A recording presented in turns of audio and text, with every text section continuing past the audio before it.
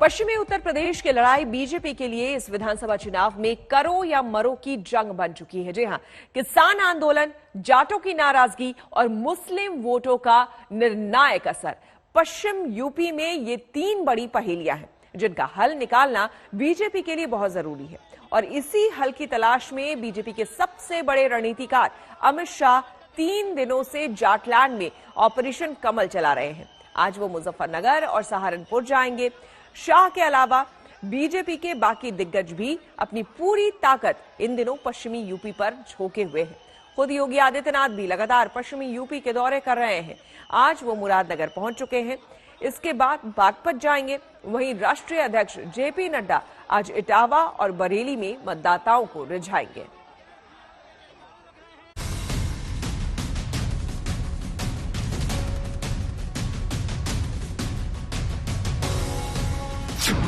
ये जाटलैंड में जमीन बचाने की जंग है। पश्चिमी यूपी की सियासत में उबाल है। जाटलैंड के समर में उतरे बीजेपी के दिग्गज आज पश्चिमी यूपी में भगवा का हल्ला बोल। जी हां, इस बार भी लखनऊ की कुर्सी का रास्ता पश्चिमी यूपी से ही होकर जाएगा और 2014 से लगातार जाटलैंड में अपनी सियासी जमीन को पुख्ता करती आ रही बीजेपी की सारी उम्मीद इसी पश्चिमी उत्तर प्रदेश पर आकर टिक गई है।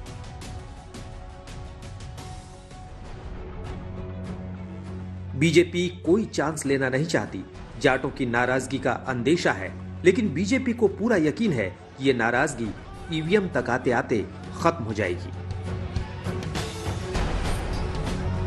इसके लिए बीजेपी ने आक्रामक प्रचार अभियान छेड़ा है। पार्टी के सबसे बड़े रणनीतिकार अमित शाह ने कमान संभाल ली है। 26 जनवरी को उन्होंने सैकड़ों जाट नेताओं से बात की और इसके बाद लगातार बीजेपी के सबसे बड़े नेताओं के दौरे पश्चिमी उत्तर प्रदेश में हो रहे हैं। बीजेपी पश्चिमी उत्तर प्रदेश यानी जाटलैंड में सीधे वोटरों से संपर्क कर रही है, घर घर दस्तक दी जा रही है। आज एक बार फिर बीजेपी के सबसे बड़े नेता एक साथ पश्चिमी उत्तर प्रदेश की सरजमी पर होंगे। बीजेपी के 4 बड़े दिग्गज आज पश्चिमी यूपी में दर्जनों सीटों पर सीधी दस्तक देंगे। ये सियासी सूरमा हैं गृह मंत्री अमित शाह, सीएम योगी आदित्यनाथ, बीजेपी अध्यक्ष जेपी नड्डा और डिप्टी सीएम केशव प्रसाद मौर्य।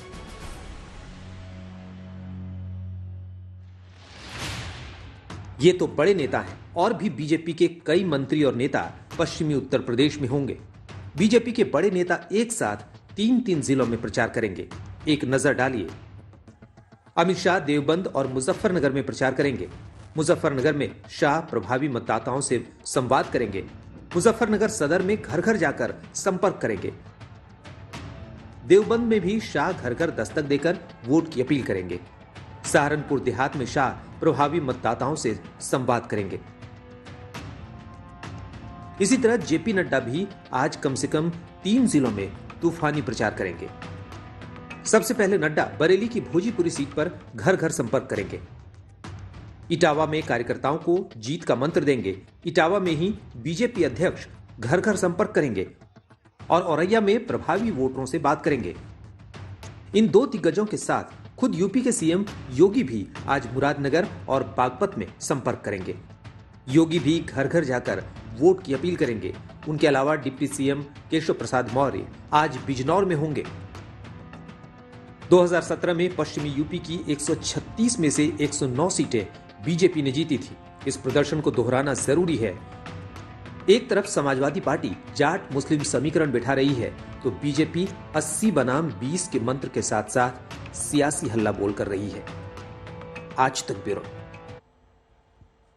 और हमारे 3 संवाददाता हमारे साथ जुड़ रहे हैं। मुजफ्फरनगर से कुमार अभिषेक हमारे साथ जुड़ रहे हैं, इटावा से हमारे साथ समर्थ जुड़ रहे हैं और अमित भारद्वाज हमारे साथ जुड़ रहे हैं दिल्ली से। सबसे पहले अभिषेक, आपसे जानना चाहेंगे, अमित शाह लगातार हम खुद ही देख रहे हैं जो कि राजनीति के, न सिर्फ बीजेपी के, एक तरह से अब तो ये लगने लगा है कि पूरी राजनीति के ही चाणक्य वो हैं। उनका दौरा जब इतना धुआंधार और पश्चिमी यूपी पर इतना जोर है, इसके मायने साफ समझ में आते हैं। किस तरह का कार्यक्रम आज? देखिए, निश्चित तौर पर बीजेपी बड़ी सभाएं नहीं कर पा रही है, लेकिन बीजेपी के बड़े नेता छोटी छोटी सभाएं जरूर कर रहे हैं। आज मुजफ्फरनगर में है। आप अगर अमित शाह के इस पूरे हालिया कार्यक्रम को देख लें, जाटों से मिलना, उनसे मुलाकात करना, उनसे बातचीत करना, उन्हें ऑफर करना, उसके बाद कैराना से शुरू होता है उनका ये सफर, मथुरा पहुंचता है और आज वो मुजफ्फरनगर में है। मुजफ्फरनगर में हम जहां मौजूद हैं, यहां पर सबसे पहले वो मतदाता संवाद के जरिए, वोटर संवाद के जरिए शुरुआत करेंगे और शहर में तकरीबन 4-5 जगहों पर जाएंगे। कई जगहों पर वोटरों के बीच डोर टू डोर कैंपेन यानी दरवाजा खटखटाकर उन्हें अपने पर्चे बांटेंगे और उसके बाद एक कार्यकर्ता के घर खाना खाना है। दरअसल ये पूरा का पूरा जो मामला है ये मैसेजिंग का मामला है, यानी कि बीजेपी बड़ी सभाएं नहीं कर पा रही है। प्रधानमंत्री अभी तक पश्चिमी उत्तर प्रदेश नहीं आ पाए हैं क्योंकि इलेक्शन कमीशन ने अभी सभाओं की इजाजत नहीं दी है। लेकिन जो बड़े नेता हैं, आप देख लें, आज अमित शाह इस इलाके में हैं तो जेपी नड्डा इटावा में है, जो कि अखिलेश यादव का गढ़ कहा जाता है, उनका घर कहा जाता है। निश्चित तौर पर सबसे ज्यादा जो बीजेपी की चिंता है वो जाट वोटों की चिंता है, क्योंकि उन्हें लगता है कि एक नाराजगी, एक सर्वव्यापी नाराजगी उनके भीतर फैली हुई है और उसे ही दूर करने की वो कोशिश कर रहे हैं। हालांकि ये वो इलाके रहे हैं जहां पर ध्रुवीकरण के बाद बीजेपी को सबसे ज्यादा फायदा मिला था और उसकी कोशिश भी आप देखिए पश्चिम में खूब सुनाई दे रही है। चाहे मुख्यमंत्री हो, जिन्होंने कल मुजफ्फरनगर के दंगों का जिक्र करते हुए सचिन और जो बच्चे मारे गए थे उनकी याद दिलाई और कहा कि उनके खून के छींटे हैं लाल टोपी पर। इसी तरीके से अली और बजरंगबली की बातें आप सुन रहे हैं लोनी में। तो कुल मिलाकर ये पूरा का पूरा जो पश्चिम उत्तर प्रदेश है, यहां पर एक तरफ नाराजगी है, गांव में नाराजगी है जाटों में, जो आरएलडी के साथ खड़े हुए बड़ी तादाद में जाट दिखाई दे रहे हैं और बीजेपी की कोशिश है कि इसे किसी भी तरीके से अपने पक्ष में किया जाए। श्वेता, और शायद इसीलिए समाजवादी पार्टी बार बार ये कह रही है अपने प्रचार में भी, अपने भाषणों में, कि बीजेपी पुरानी बातें कर रही है, नई बात वो नहीं कर रही है, इसलिए वो कह भी रही है। समर्थ के पास चलते हैं इटावा, जहां पर आज जेपी नड्डा वहां पर पहुंचने वाले हैं। किस तरह का कार्यक्रम समर्थ वहां पर जेपी नड्डा का आज रहने वाला है?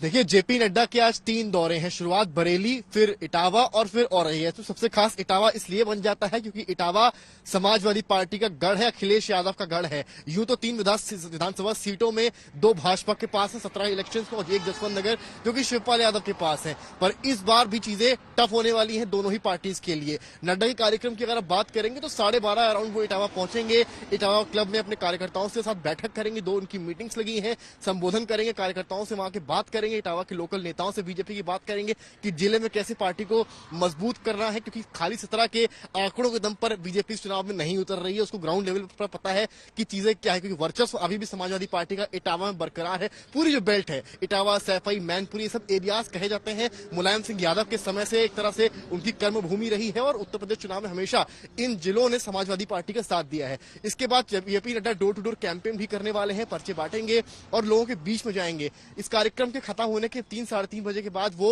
औरैया के लिए रवाना होंगे, जहां भी उनकी मीटिंग्स लगी हैं और इस तरह के प्रोग्राम्स हैं। पर इटावा का दौरा अहम इसलिए हो जाता है क्योंकि 20 जनवरी को यहां पर मतदान होना है 3रे चरण में और इसको लेकर यहां पर सरगर्मियां अभी से बढ़ गई हैं। कल शिवपाल सिंह यादव ने यही नामांकन किया और नामांकन का प्रोसीजर 1 तारीख तक यहां पर चलना है।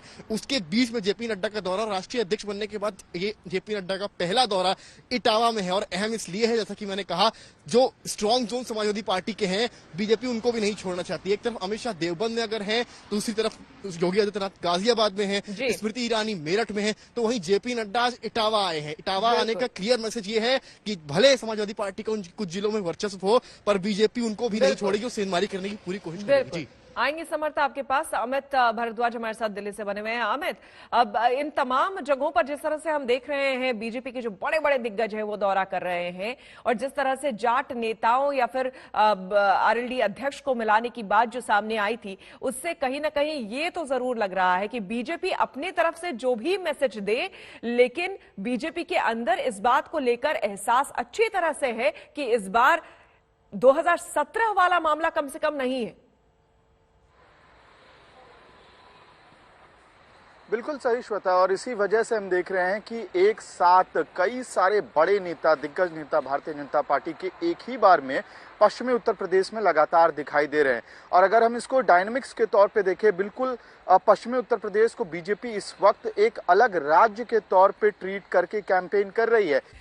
पश्चिमी उत्तर प्रदेश में जमीनी हालात कांटे की टक्कर का संकेत दे रहे हैं। आज तक ने मुजफ्फरनगर के उस गांव का मूड जाना जहां दंगों में 3 जाटों की मौत हो गई थी। क्या इस बार भी दंगों का दर्द मुद्दा है या किसानों का मुद्दा हावी है? कुमार कुणाल की रिपोर्ट देखिए।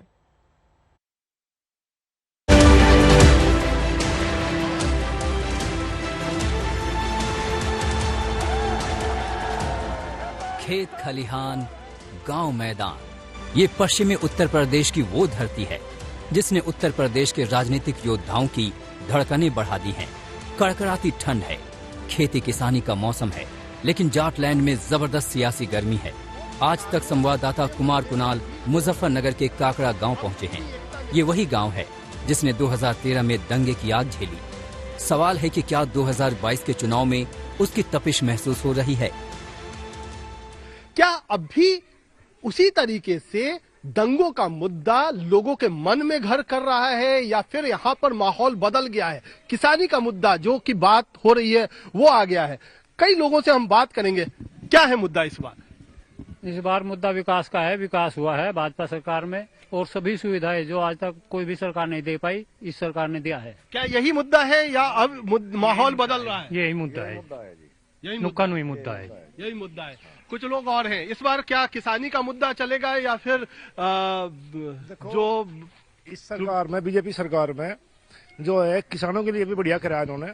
जो कह रहे थे कि भाई ये वो नहीं दे पाते, गन्ने का वो नहीं आ रहा बकाया, सब कुछ बढ़िया चल रहा है, बढ़िया सरकार है। पश्चिम यूपी के चुनावी डगर में इस बार तमाम किस्मों के अगर मगर हैं। यहाँ की सियासी हवा में शक और संशय है। धार्मिक ध्रुवीकरण का यहाँ लंबा अतीत रहा है, तो अब की बार कृषि कानूनों पर घमासान का असर साफ दिख रहा है। राकेश टिकैत अपने गांव में मौजूद हैं। हम उनके दरवाजे तक भी पहुंचे, कुछ सख्त सवाल पूछे तो कुछ साफ जवाब भी मिले। क्या लगता है कि सिर्फ किसानी का मुद्दा इस बार है कि इस बार भी कहीं ना कहीं जो दंगों का असर है वो भी दिखाई? ना, यहाँ कहीं नहीं दिखाई देने का। लेकिन जो सरकार है वो से जो इंजन पुराना हो चुका है इनका 10 साल पुराना, वो तो अब एनजीटी ने बंद कर दिए। वो चलने वाला इनका इंजन था, वो एनजीटी ने बंद कर दिया। 10 साल पुराने इंजन तो डीजल से चलने वाले, उसे स्टार्ट करने की कोशिश कर रहे कि उसको दंगा हिंदू मुस्लिम जिन्ना उस पर लेकर जाए, उसे स्टार्ट कर रहे। वो तो बंद कर दिया, वो चलेगा ही नहीं, वो तो कटान मजाक है इनका। अच्छा, ये स्पीच देंगे, उनके जो भाषण दे रहे उसमें नहीं आना, वो पूर्ण रूप से झूठ पे आधारित स्पीच होगी। हिंदू मुस्लिम जिन्ना ये 15 मार्च तक यहाँ पे रहेगा, उसके बाद में चला जाएगा। सरकारी मेहमान है, जो वे स्पीच देंगे, जो प्रवचन देंगे, उन प्रवचनों को सच नहीं मानना। कृषि कानूनों की वापसी के बाद बीजेपी जाटलैंड में डैमेज कंट्रोल करने में जी जान से जुटी है।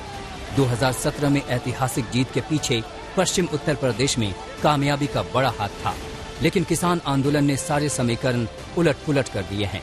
किसानों का समर्थन बीजेपी के लिए बड़ा सवाल बना है। सवाल है, क्या पश्चिम यूपी के किसान बीजेपी के साथ आएंगे? क्या जाटों के असंतोष को बीजेपी थामने में कामयाब होगी? जाटलैंड में किसानों का सवाल, बड़ा धार्मिक ध्रुवीकरण। आज तक संवाददाता ने गांव-गांव घूमकर इन्हीं सवालों की पड़ताल करने की कोशिश की, लेकिन कोई साफ जवाब सामने नहीं आया। ऐसा स्वाभाविक भी है, क्योंकि पश्चिमी यूपी की चुनावी राजनीति इस बार बेहद पेचीदा हो गई है। मुजफ्फरनगर का इलाका है, मुजफ्फरनगर का बुडाना क्यों महत्वपूर्ण है? क्योंकि इसी में आता है सिसौली, जहां से राकेश टिकैत, नरेश टिकैत भी है। तो ये एक तरीके से जो जाट वोटर है वो कम से कम इस गांव में एक तरफा तो नहीं नजर आता है। यहाँ पर भी राय बटी हुई है। कई लोग अब भी कानून व्यवस्था की स्थिति को लेकर के या फिर आप कह लें दंगों का दर्द है उसको लेकर के बीजेपी के साथ खड़े हैं, लेकिन साथ ही साथ लोकदल या समाजवादी पार्टी गठबंधन की तरफ भी किसानी के मुद्दे को लेकर के कई लोग साफ तौर पर नजर आते हैं। कुमार कुणाल, मुजफ्फरनगर, आज तक। पश्चिमी उत्तर प्रदेश में जाट वोट बड़ा फैक्टर माना जाता है। आजकल जयंत चौधरी मंझे हुए नेता की तरह बयान दे रहे हैं। उनकी रणनीति जाट वोट को अपने कब्जे में करने की है। हालांकि केंद्रीय मंत्री और बीजेपी नेता संजीव बालियान 2017 वाली जीत दोहराने का दावा कर रहे हैं और उन्हें भरोसा है कि इस बार भी जाट बीजेपी का साथ देंगे। आखिर संजीव बालियान ऐसा क्यों कह रहे हैं? जाटलैंड से आज तक की एक ग्राउंड रिपोर्ट देखिए।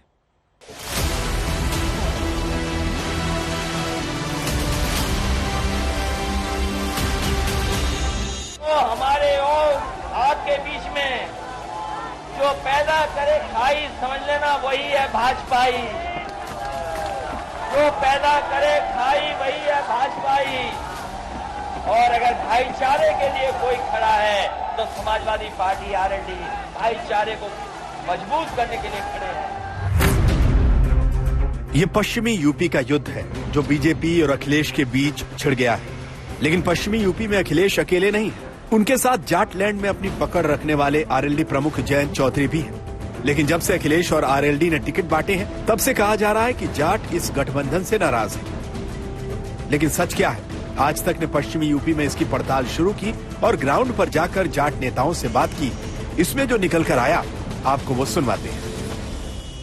एलानिया कहते हैं, चेताना चाहते हैं गठबंधन के बड़े नेताओं को कि अगर जाट जैसी स्वाभिमानी कौम का अपमान होगा तो जाट इसको परोक्ष और परोक्ष रूप से आपको खामियाजा जाटलैंड में उठाना पड़ेगा। मैं आपको बता देना चाहूंगी कि जाट और मुस्लिम हमेशा से साथ होकर के ही चले हैं और इस चुनाव में भी वो साथ हैं। सारे के सारे लोग गठबंधन के साथ हैं। तो सुना आपने, जाट महासंघ के नेता रोहित जाखड़ कह रहे हैं अखिलेश ने जाटों का अपमान किया है और जाट महासभा की प्रदेश अध्यक्ष शालिनी कह रही हैं कि जाट और मुस्लिम सब समाजवादी और आरएलडी के गठबंधन के साथ हैं। तो फिर रोहित जाखड़ क्यों बौखलाए हुए हैं? तो क्या ये कुछ खास सीट पर जाट सम्मान को लेकर तनातनी मची है? सिवाल खास विधानसभा चौधरी परिवार की विरासत की सीट है। ये सीट बागपत से सटी होने के कारण लोकसभा क्षेत्र बागपत से लगती है। इसी सीट पर चौधरी चरण सिंह 3 बार सांसद रहे। पूर्व केंद्रीय मंत्री अजित सिंह 6 बार सांसद चुने गए। जाट नेता सिवाल खास सीट पर जाट प्रत्याशी की मांग कर रहे हैं, लेकिन ये समाजवादी पार्टी के खाते में चली गई और अखिलेश ने सिवाल खास सीट से मुस्लिम प्रत्याशी गुलाम मोहम्मद को टिकट दिया है। तो क्या सिर्फ जाटों में मुस्लिम प्रत्याशी को लेकर ही नाराजगी है? आज तक की टीम पश्चिमी यूपी के जाट बहुल इलाके बागपत और शामली में पहुंची और यहाँ ग्राउंड पर जो देखा उसे आप भी सुनिए। यदि यहाँ पे रालोद से कोई मतलब जाट भाई का टिकट दिया होता तो निर्विरोध मतलब सैड देशी फटाफट कोई सोचने का विषय नहीं था। नवाब साहब को जयंत चौधरी ने टिकट दिया, इसी वजह से हम तो जयंत साहब की छवि देख रहे हैं। इन्हीं में उन्हीं की पार्टी का कैंडिडेट है। चौधरी साहब ने जिसे भी टिकट दिया तो वो सही सोच समझ के दिया हुआ, गलत नहीं दिया जी। इससे उससे कोई फर्क नहीं पड़ता। वोट तो चौधरी के ही नाम से जानी जी, कैंडिडेट को कोई वोट नहीं है। पश्चिमी यूपी में कुछ सीटों पर जाट वोटों का इतना असर है कि हार जीत तय करने की वो ताकत रखते हैं। बता दें कि पश्चिमी यूपी में 30 सीटें ऐसी हैं जिस पर जाट वोटर्स को निर्णायक माना जाता है। और आपको ये भी बता दें कि जाट समाज पर नेताओं से ज्यादा खाप पंचायतों का असर है। जाट समाज के तमाम फैसले खाप पंचायत के तहत ही होते हैं। ऐसे में चुनाव में किस पार्टी को वोट करना है, ये भी खाप पंचायत पर ही निर्भर करता है। बागपत से जितेंद्र बहादुर सिंह के साथ आज तक ब्यूरो।